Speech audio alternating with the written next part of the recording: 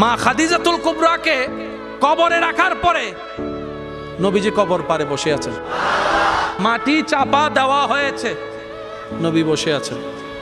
সাহাবায়ে কেরাম বলে, ইয়া রাসূলুল্লাহ, অনেকক্ষণ হয়েছে, এবার আসেন ঘরে।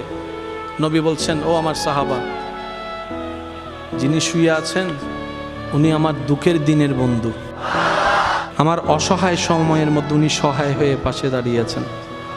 সবাই যখন আমার উপর আঘাত করছে, এই আঘাতের রক্তটা উনি মুছিয়ে দিয়েছেন, উনি আমার জন্য একটা শক্তি হয়ে দাঁড়িয়েছেন। আমার খাদিজা, আমার স্ত্রী, তোমাদের উম্মাহাতুল মুমিনিন।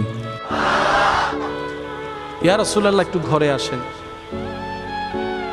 নবী বললেন, একটু পরেই ওনার কবরে ফেরেশতা আসবে প্রশ্ন করার জন্য। আমি নবী বসে আছি, আমার খাদিজার প্রশ্নের উত্তর আল্লাহর হুকুমে খাদিজার পক্ষ হয়ে আমি নবী উত্তর দেওয়ার জন্য।